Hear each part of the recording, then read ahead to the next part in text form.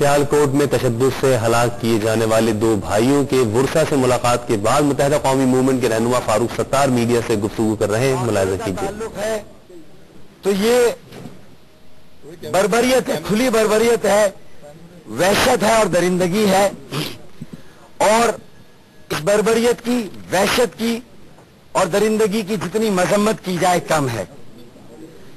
मैं समझता हूं कि एक कयामत ढाई गई है मुगीज और मुनीब के अहले खाना पर, उनकी वालदा, वालिद और उनके घर वालों पर। और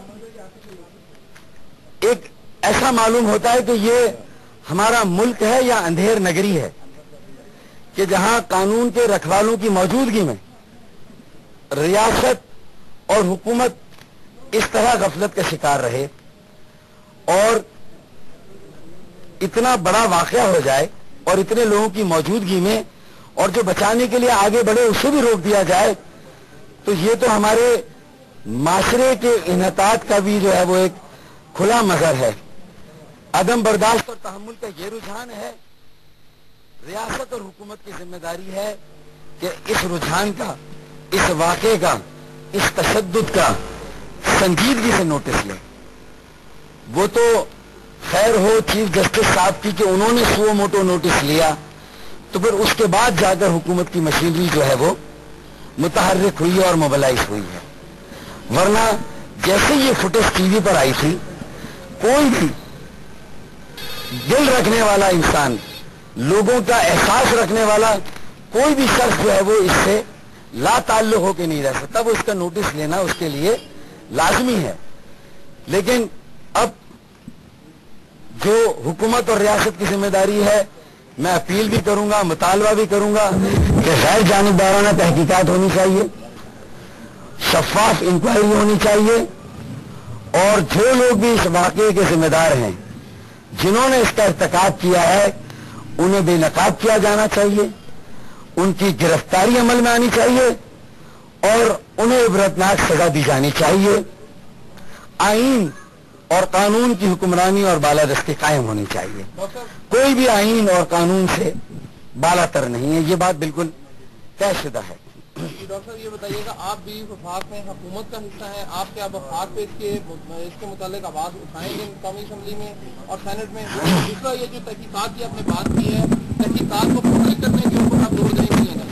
मैंने तो ये मुतालबा किया है कि 2 रोज में ये तहकीकात जो है वो पब्लिक में आनी चाहिए, मुस्तहिर होना चाहिए।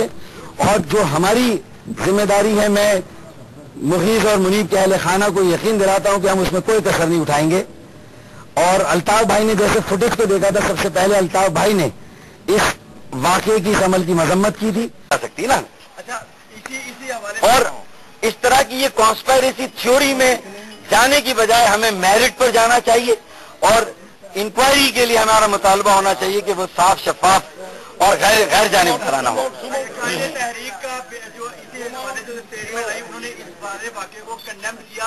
उसके साथ उन्होंने कहा कि मियां बरादरान पुलिस को अपने मफाद के लिए इस्तेमाल करते हैं। इसकी समझ नहीं है। देखिए,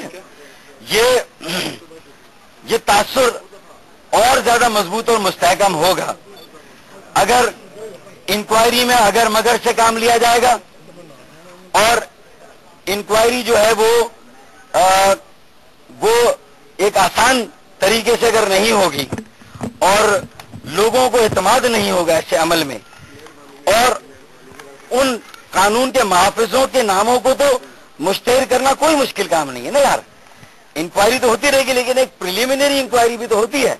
और प्रिलिमिनरी इंक्वायरी में अगर कोई एसएचओ जिम्मेदार था, कोई एएसआई जिम्मेदार था, कोई इंस्पेक्टर जिम्मेदार है, तो कम से कम लोगों की तसल्ली के लिए थोड़ा सा आंसू इनके पहुंच जाएंगे।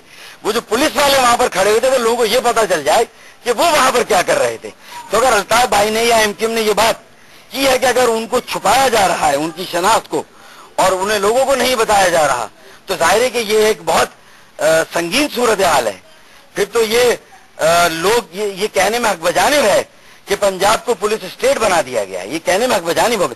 तो प्रिलिमिनरी इंक्वायरी की रिपोर्ट पहले आ जाए और 2 रोज के बाद जो पूरी इंक्वायरी उसकी रिपोर्ट आ जाए। वरना लोगों को जबानें मिलेंगी। ठीक है, बहुत जितने मुंह उतनी बातें होंगी। बहुत शुक्रिया।